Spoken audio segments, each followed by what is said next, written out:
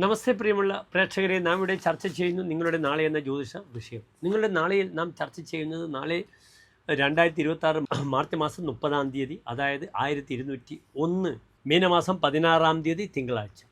നാളെ തിങ്കളാഴ്ചത്തെ സൂര്യോദയം തൃശ്ശൂരിൽ കാലത്ത് 6:28, അസ്തമയം വൈകിട്ട് 6:32.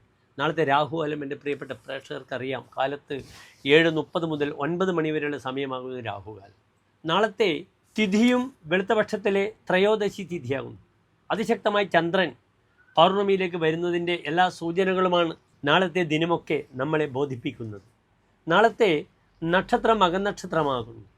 മകം ഒരു ശുഭനക്ഷത്രമാണ്. എല്ലാ ശുഭകാര്യങ്ങൾക്കും നാം ഉപയോഗിക്കുന്ന നക്ഷത്രമാണ് മകൻ നക്ഷത്രം. പക്ഷേ വാങ്ങാനും കൊടുക്കാനും അത്ര ശുഭമുള്ള നക്ഷത്രമല്ല മകൻ നക്ഷത്രം.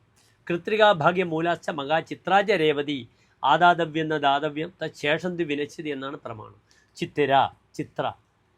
ഭാഗ്യം എന്നാൽ ഉത്രം, മൂലം, മകം, ചിത്ര, രേവതി. ഈ 6 നക്ഷത്രങ്ങൾ ആദാതവ്യം ന ദാതവ്യം, വാങ്ങരുത് കൊടുക്കരുത്. അങ്ങനെ ചെയ്യുകയാണെങ്കിൽ തേഷന്തി വിനശ്യതി, അതിൻ്റെ ബാക്കി പോലും നശിച്ചു പോകുമെന്ന് പ്രമാണം. അതിനാൽ വാങ്ങൽ കൊടുക്കൽ കർമ്മങ്ങൾക്ക് നാളത്തെ ദിനം അനുകൂലമല്ല. സാമ്പത്തികമായ വിഷയത്തിൽ മറ്റെല്ലാ കാര്യത്തിലും മകൻ നിങ്ങൾക്ക് എല്ലാ ശുഭകാര്യങ്ങൾക്കും ഉപയോഗിക്കാവുന്ന നക്ഷത്രമാണെന്ന് അറിയുക. തിങ്കളാഴ്ചയാണ്. മകം ദേവിയുടെ ശക്തമായ നക്ഷത്രമാണ്. ചോറ്റാനിക്കരമ്മയുടെ നക്ഷത്രമൊക്കെയാണ് മകൻ നക്ഷത്രം. അതിനാൽ ദേവീപ്രീതി നാളെ തിങ്കളാഴ്ചയാണ്. ഭർത്തൃശ്രേയസ്സിനായി സോമവാര വ്രതം എടുക്കാം. അവിവാഹിതർക്ക് വിവാഹ വിഷയത്തിലേക്ക് നാളെ സ്വയംവര പുഷ്പാഞ്ജലി ചെയ്യാം.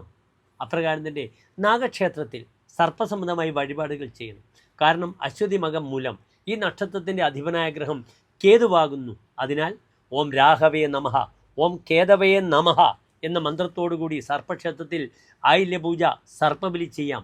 അല്ലെങ്കിൽ നവഗ്രഹത്തിൽ രാഹുകേതു അർച്ചന ചെയ്യാം. പ്രിയമുള്ള പ്രേക്ഷകർക്ക് നാളത്തെ ശുഭ മുഹൂർത്തവും എൻ്റെ പ്രിയപ്പെട്ട പ്രേക്ഷകർ ശ്രദ്ധിക്കണം. നാളെ കാലത്ത് 11:30 മുതൽ 1 മണി വരെയുള്ള സമയം വാങ്ങലും കൊടുക്കലും ഒഴിച്ചുള്ള ശുഭകാര്യങ്ങൾക്ക് അനുകൂലമാണെന്നറിയുക.